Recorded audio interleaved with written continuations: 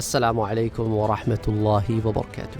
We have been talking about world of souls. That means the world that our souls lived before they came to this planet Earth. While we were living in the world of souls, as Quran says that there were 3 different oath ceremonies that took place. The first of the 3 ceremonies are talked about in Surah Al-A'raf, in which Allah subhanahu wa ta'ala brought forth the souls of all the humans that were to be born from the day 1 till the day of judgment, and asked them all, who is your Rabb?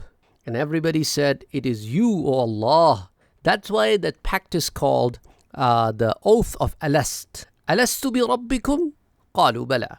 Shahidna, that we are not just saying yes, but we are actually witness on our oath.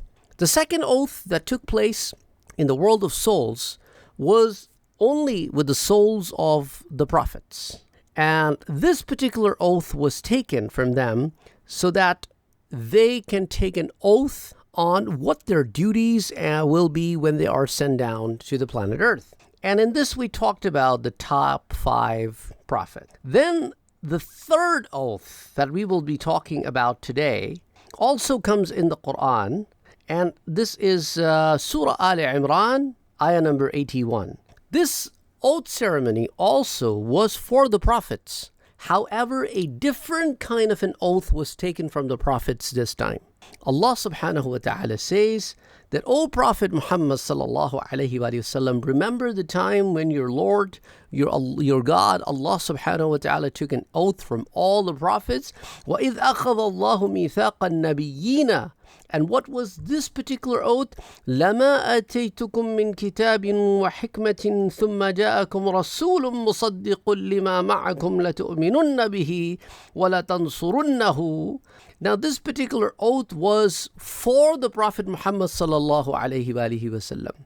Special oath that was taken for the Prophet sallallahu alaihi wasallam, and that shows you the importance of Prophet Muhammad among all the prophets. In this particular oath, Allah subhanahu wa ta'ala took an oath on that when you will be given the book, when you will be given the hikmah, the wisdom, and then you will come Prophet Muhammad sallallahu alayhi wa sallam, who will come and he will bear witness that all of these books that were given to the prophets before him are the books from Allah subhanahu wa ta'ala. So all of you prophets, who are the prophets that I have sent, he will be the one who will come and testify that you are the prophets of God. So if you happen to be in his times, what you should do?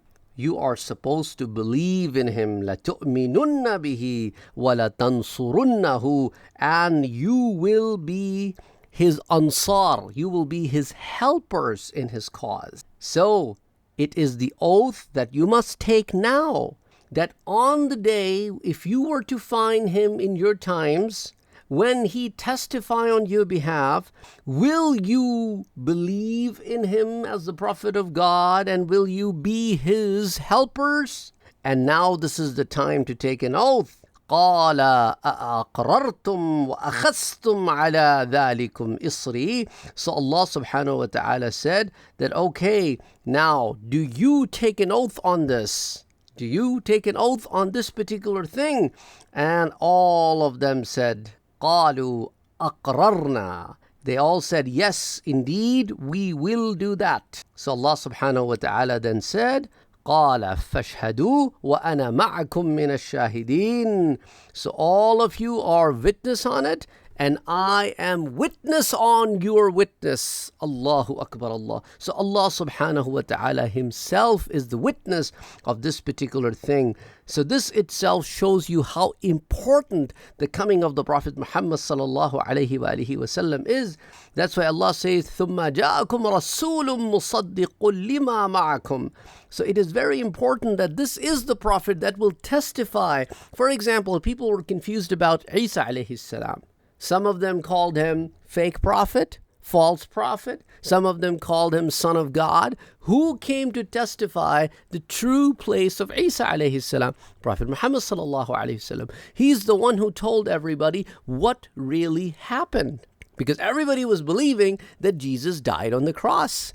The Prophet said, no, Allah saved him. He never died on the cross. He never did. وَمَا قَتَلُوهُ وَمَا صَلَبُوهُ. You neither killed him nor crucified him. But Allah subhanahu wa ta'ala make it so that you were confused on this matter for all these years. And this itself became a big test for the people of the book, that now things are open for you. Will you believe now? So that's why ثُمَّ جَاءَكُمْ, that when he will come.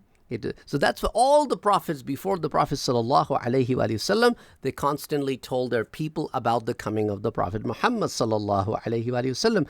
As Isa alayhi salam said to his people, that a prophet will come after me and his name will be Ahmad. So because Prophet sallallahu alaihi wasallam has a name Ahmad in the heavens and Muhammad on the earth, so he has two names. So that's why in the next ayah, Allah subhanahu wa ta'ala says, now listen all of you, فَمَنْ تَوَلَّى بَعْدَ ذَلِكَ فَأُولَٰئِكَ هُمُ الْفَاسِقُونَ. Now after you have bared witness, after you have taken this oath, and I am the witness on this oath, after this, if anybody backs off from this, will be considered among those who are among the fasiqun, those who go against what Allah subhanahu wa ta'ala tells them to do.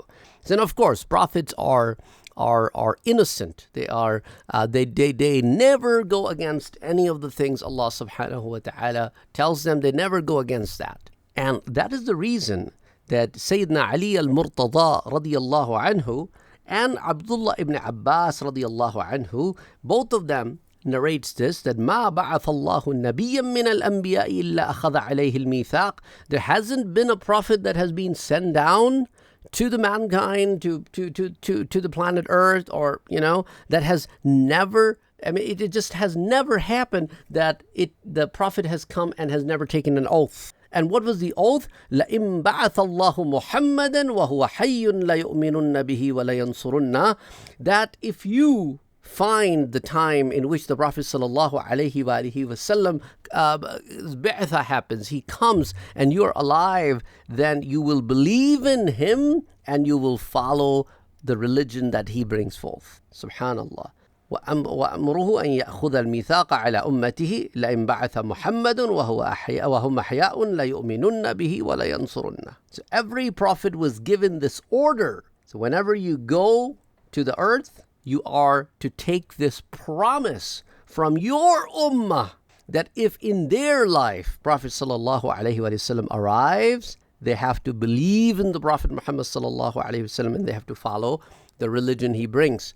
And this particular narration is reported by Ibn Jawzi in Zadul Masir, volume 1, page 416, and Hafiz Ibn Kathir in Tafsir al-Quran al-Azim, volume 1, page number 378. And similar thing has been also reported by Ibn Taymiyyah in Daqa'iq al-Tafsir, volume 1, page 334.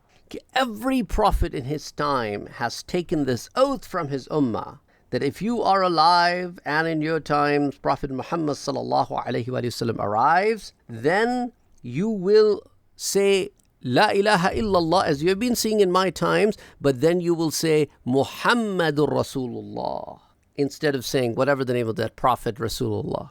So instead of saying Musa Rasulullah, you'll now say Muhammad Rasulullah. It doesn't mean Musa is not the Rasulullah anymore, but it basically means that now I am following the jurisprudence, the Sharia of the Prophet Muhammad sallallahu alaihi wasallam.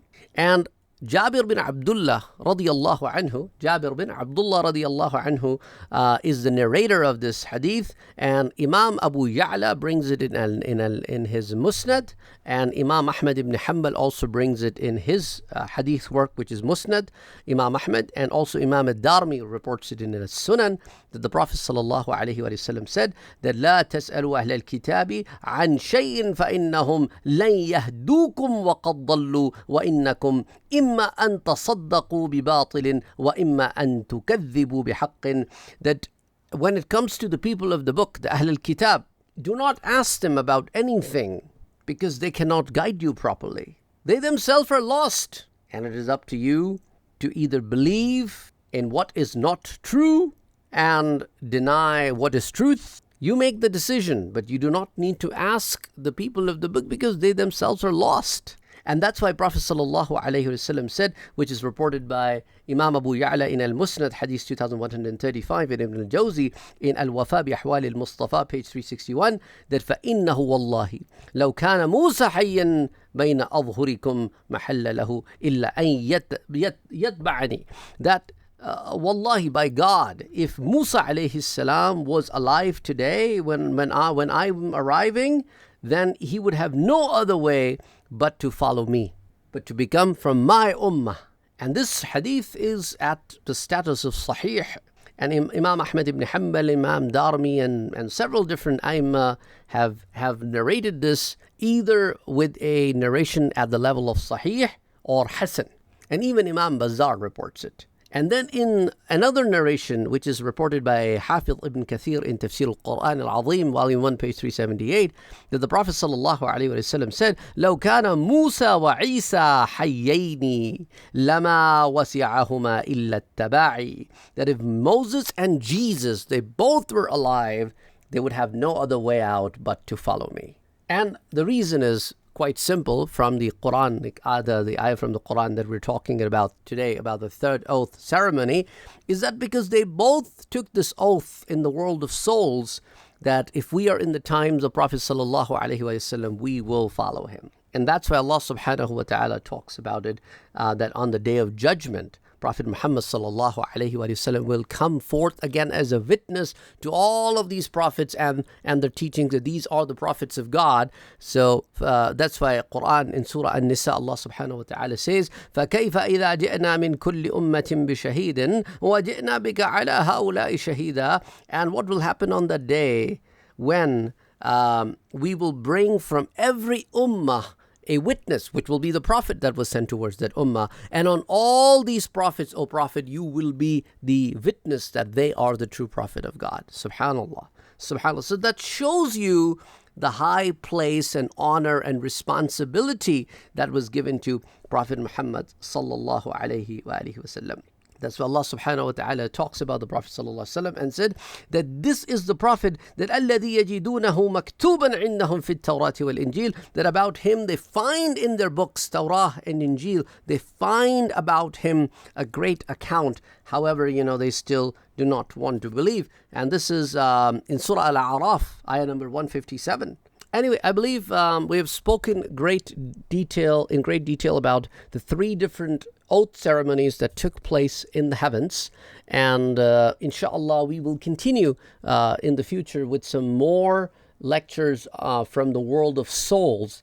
So inshallah, that will probably help you understand this a little better. And then we will also continue to talk about the soul itself, because ulama have written books about the soul and some of the other details about the soul. So inshallah, we will try to cover those details as well. If you're interested, let us know in the comment section below if you're interested in learning about these things, because, like some of these videos, we do some hard work and we put these videos out there for you, but looks like a lot of you don't even watch it. That's why we have reduced to one video per day, giving you an opportunity to watch these videos. Please help us spread this knowledge to the people, so that, because a lot of people are unaware of these things. So I would really, really appreciate if you can please help me spread this to more and more people. Thank you very much. Assalamu alaikum wa rahmatullahi wa barakatuh.